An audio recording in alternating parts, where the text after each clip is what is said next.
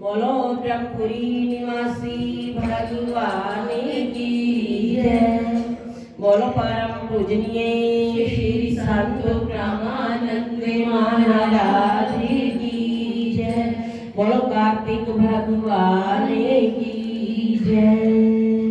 बोलो कृष्ण भगवान की जय। बंदो चरण सरोज गुरु मद मंगल आधार। जैसे नारे होते हैं भवसागर से पार। श्री गुरु जी के सिमरन मात्र से नाशत विघ्न अनंत। ताते सर्व आरंभ में धावत है सब संत। ध्यान मूलम गुरु मूर्ति पूजा मूलम गुरु पदम। मंत्र मूलम गुरु वाक्यम मोक्ष मूलम गुरु कृपा। ब्रह्म परिणाम गुरु मुनि प्रणाम सब संत। करति मंगलाचरण नाशत विघ्न अनंत। स्वामी करते मंगलाचरण नाशत भरम अनंत। बोलो जयकारा बोलो मेरे श्री गुरु महाराज की जय। बोलो ब्रह्मपुरी निवासी भगवान की जय। बोलो परम पूजनीय श्री संत ब्रह्मानंद महाराज की जय। बोलो कार्तिक भगवान की जय। हरि ओम नमो भगवते वासुदेवाय। हरि ओम नमो भगवते वासुदेवाय। हरि ओम नमो भगवते वासुदेवाय। हरि ओम नमो भगवते वासुदेवाय। हे वासुदेवाय श्री कृष्ण देवा। हे वासुदेवाय श्री कृष्ण देवा। हरि ओम नमो हरि ओम नमो भगवते वासुदेवाय। हरि ओम नमो भगवते वासुदेवाय। हरि ओम नमो भगवते वासुदेवाय। हरि ओम नमो भगवते वासुदेवाय। आओ तो पहले सभी संतों को श्री गुरुदेव जी के चरणों में आने की, सत्संग समागम की, कार्तिक मास की और हमारे टीटू भैया या जिन जिन के हैप्पी बर्थडे हैं गुरु महाराज जी के शुभ पावन चरणों के अंदर आशीर्वाद पाने के लिए आए। इस सौभाग्यशाली है वो भक्त प्रेमी गुरुमुख कि जो अपना जन्म दिवस श्री गुरु महाराज जी के पावन चरणों के अंदर बैठकर मनाने आए। जिसको सतगुरु देव का पावन आशीर्वाद मिल जाए तो उसके जीवन के अंदर तो बल्ले है, खुशियां ही खुशियां सतगुरु देव सबकी झोलियों को भर रहे हैं।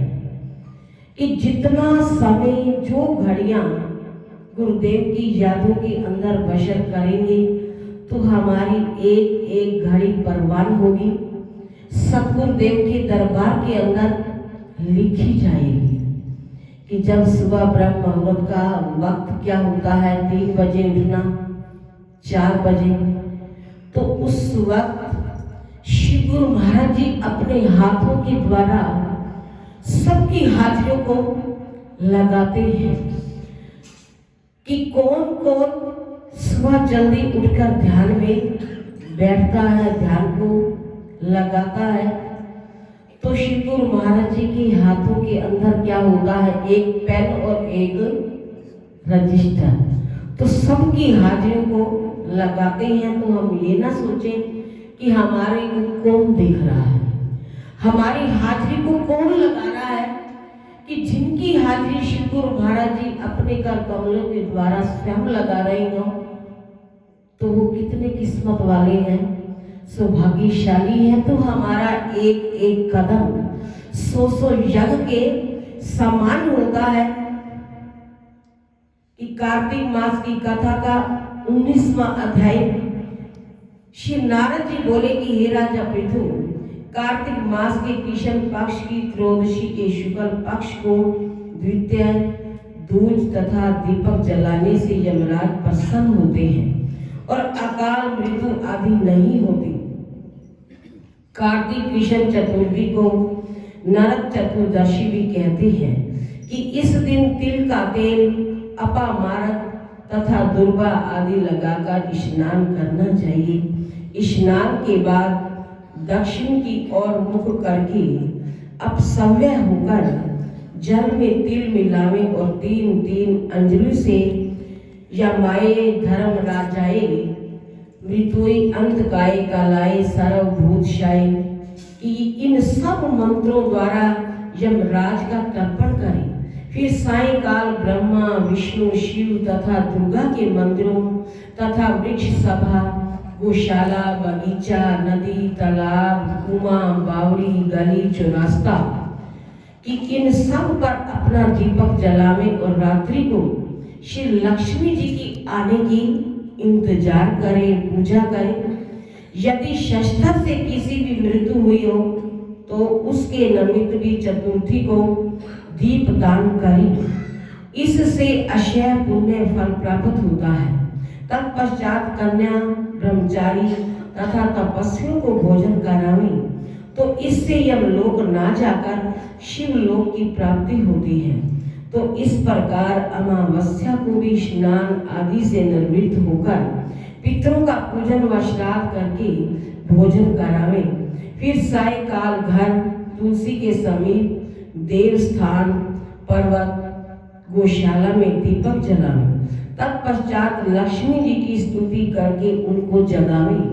पतिव्रता स्त्री अपने पति से पहले जागती है, उसी प्रकार लक्ष्मी जी भी भगवान से 12 दिन पहले जागती है कि जैसे हम सभी दीपावली की तैयारियों के अंदर लगे हुए हैं ना कि प्रभु श्री राम जी ने अयोध्यापुरी के अंदर आना है और माँ लक्ष्मी ने हर घर के अंदर आना है, तो उसके स्वागत अर्थ, पूजन अर्थ कि हम घर का कोना कोना साफ करते हैं।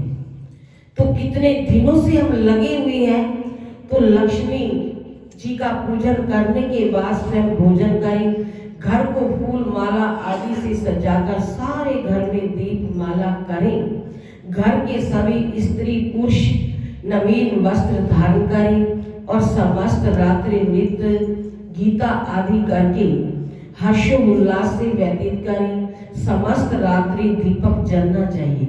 उस रात्रि को लक्ष्मी जी सब घरों में घूमती है और जो घर अधिक सुंदर और रमणीक होता है तो उसमें दीर्घ काल तक निवास करती है। एक पहर रात्रि शेष रहने पर दरिद्र रूप घर का पूरा करकट छाछ या पुराने पंखे पर रखकर बाहर फेंक देना चाहिए। ऐसा करने से वह घर धन धान्य से परिपूर्ण होता है कि दूसरे दिन गोवर्धन बनाकर बंधु बांधवों सहित पूजन करे तथा ब्राह्मण को भोजन करावे। फिर स्वयं नए वस्त्र धारण कर अन्न का भोजन करे कि भगवान श्री कृष्ण जी ने इंद्र का मान मर्दन करके गोवर्धन पर्वत की पूजा इसी दिन की थी। सायंकाल के समय गौ बैल का पूजन करें तथा अपने परिवार के भरण पोषण व रक्षा के लिए उनसे प्रार्थना करें। तो इसी दिन सायंकाल के समय बलि तथा उसकी पत्नी विंध्यावली की मूर्ति बनाकर पूजन तथा दान आदि क्रियाएं करने से परिवार सुखी तथा समृद्ध रहता है कि भगवान का पूजन, वंदन, नमन कि जो सच्चे दिल से, सच्चे भाव से करता है तो भगवान, उनके घर भगवान का पहरा होता है कि घर के अंदर जहां गुरु महाराज जी का मंदिर सजा होता है, भगवान विराजमान होते हैं। गुरु महाराज जी की कोई निशानी, ग्रंथ जो भी घर के अंदर विराजमान करते हैं तो वहां गुरु महाराज जी के गुरु मंत्र का नाम दीक्षा का क्या लग जाता है, पहरा। तो वहां ऐसी वैसी कोई भी चीज ठहर नहीं सकती कि जहां श्री गुरु महाराज जी का सुंदर सिंहासन मंदिर विराजमान होते हैं तो वहां भक्त निश्चिंत होकर कि किसी प्रकार की वो चिंता ना करे, तो उनके चिंतन के अंदर अपने मन को लगाए तो वो हमारी चिंता स्वयं करेंगे। तो इसलिए लिखा है कि चिंता छोड़ के चिंतन कर ले, ध्यान प्रभु चरना विच धर ले। तो चिंता को मिटाकर जिसने चिंतन के अंदर मन को लगाया तो उसका लोक भी सजाते हैं और उसके परलोक को भी सुहेला बनाते हैं। इति 18वां अध्याय 19वां अध्याय संपूर्ण कि सतगुरुदेव के पावन आशीर्वाद से कि हम इस कार्तिक मास के अंदर अपनी हाजियों को लगा रहे हैं कि सतगुरुदेव ने हमारे ऊपर कितनी महान कृपा की हुई है कि कृपा गुरु जी तेरी कोई कम नहीं है, तुम साथ हो फिर तो कोई गम नहीं है, कोई गम नहीं है। कि जिसके साथ है रघुनाथ तो किस बात की चिंता, गुरु चरणों में है मात तो किस बात की चिंता। तो हमने चिंता को मिटाना है और चिंतन में मन को लगाना है कि सतगुरुदेव तो अपने भक्तों के साथ साथ रहते हैं, उनकी रक्षा करते हैं।